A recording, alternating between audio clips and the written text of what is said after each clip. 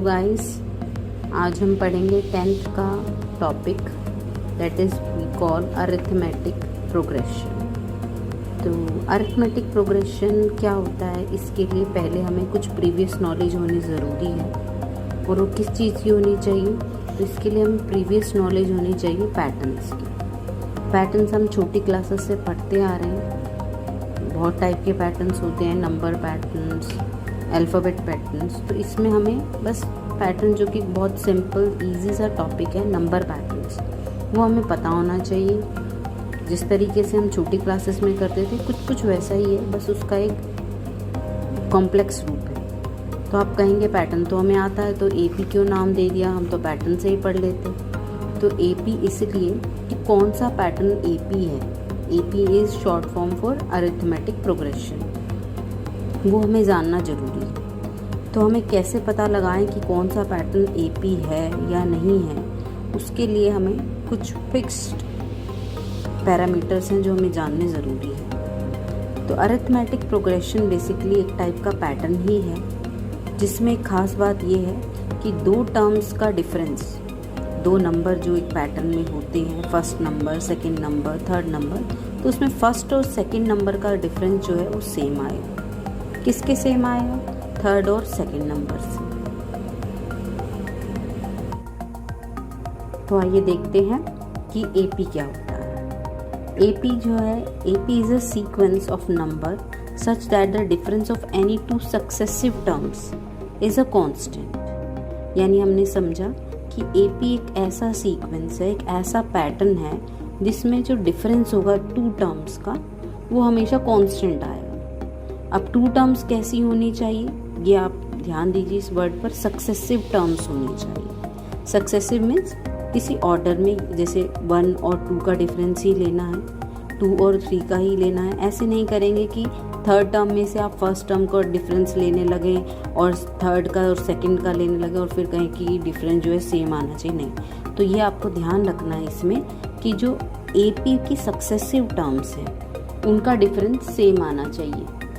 जैसे मैंने आपको दिखाया नीचे कि एपी मान लीजिए कि A1 है, A2 है, A3, A4, A1, A2, A3 could be any number. तो उनका जब आप डिफरेंस लेंगे, यानी A2 में से A1 को माइनस करेंगे, यानी सेकेंड टर्म में से फर्स्ट टर्म को माइनस करेंगे, और जब आप थर्ड टर्म में से सेकेंड को माइनस करेंगे, तो जो डिफरेंस आएगा वो सेम आएगा। ऐसे ही आप सक्सेसिव टर्म्स के साथ करते जाएंगे तो डिफरेंस शुड बी सेम। तो आइए अब हम कुछ एग्जाम्पल देखते हैं जिसके थ्रू हम एपी के कंसेप्ट को और अच्छे से ग्रैस्प कर पाएँ। जैसे फर्स्ट एग्जाम्पल मैंने यहाँ पर लिखा है 2000, 2500, 3000, 3500 एंड सो ऑन। इसमें यानी फर्स्ट टर्म 2000 है, second term 2500, then third term is 3000। तो हमें अगर फाइंड करना हो कि क्या ये जो सीरीज़ है ये एपी में है या नहीं, तो वही इसका मेथड है। यानी हमें फाइंड करके देखना है कि इनका डिफरेंस सेम आ रहा है या नहीं। तो इसमें हम ध्यान देंगे कि A2 माइनस A1 हमें फाइंड करना है। यानी सेकंड टर्म में से आप फर्स्ट टर्म का डिफरेंस लेंगे और फिर थर्ड टर्म में से सेकंड का लेंगे, फोर्थ टर्म में से थर्ड का लेंगे, तो वो आपका सेम आना चाहिए। ज़रूरी नहीं है कि हम सभी टर्म्स का डिफरेंस लेकर दिखाएं, बस हम अगर दो डिफरेंस भी हमारे सेम आ रहे हैं तो हम ये मान लेते हैं कि ये पूरी जो आपकी सीरीज़ है ये एपी में है। तो ये आपको देखने से भी पता चल रहा है कि एक सक्सेसिव मैनर में ये सीरीज़ बढ़ रही है। अगर आप इसको ओरली भी करके देखें कि 2500 में से 2000 अगर आप माइनस करते हैं तो 500 आएगा। सिमिलरली 3000 में से 2500 अगर आप सब्ट्रैक्ट करते हैं तो उसमें भी 500 आएगा। सिमिलरली इनका डिफरेंस भी 500 ही होगा। तो ये आपको देखकर भी पता चल रहा है, नहीं तो आप इस तरीके से कर भी देख सकते हैं कि इनका डिफरेंस हमेशा सेम आएगा। उसी तरीके से अगर आप सेकंड एग्जांपल में देखें जो कि है 1, 5, 9, 13 एंड 17,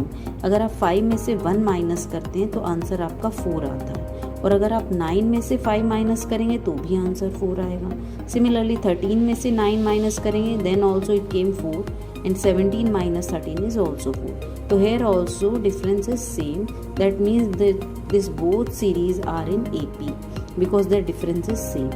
So आपने देखा कि क्योंकि ये भी पैटर्न है, ऐसे पैटर्न हमने छोटी क्लासेस में पढ़े हैं, ऐसे पैटर्न भी पढ़े हैं। तो AP कुछ नहीं है, कोई बहुत बड़ी चीज़ नहीं है, बस एक पैटर्न है जिसमें बस हमें ये ध्यान रखना है कि उनके सक्सेसिव टर्म का डिफरेंस जो है वो सेम आएगा। अच्छा, डिफरेंस, अब एक बात यहाँ ध्यान रखने की ये है कि ज़रूरी नहीं है कि डिफरेंस हमेशा पॉजिटिव ही आए। डिफरेंस नेगेटिव भी आ सकता है, पॉजिटिव भी आ सकता है, ज़ीरो भी आ सकता है और इवन फ्रैक्शन में भी आ सकता है। पर 10th में फ्रैक्शन तक का डिफरेंस नहीं है। आप यही ध्यान रखिए कि आपका जो डिफरेंस है वो सेम आना चाहिए, either it should be positive और नेगेटिव और ज़ीरो। ज़ीरो मीन्स आपका जो AP है वो 7, 7, 7 या 1, 1, 1 कुछ भी हो सकता है, क्योंकि इनमें अगर आप डिफरेंस देखें तो आपका डिफरेंस ज़ीरो ही आएगा। So that's an overview for arithmetic progression, और फर्दर इसको कैसे सॉल्व करते हैं वो हम अगली क्लास में देखेंगे। Thank you.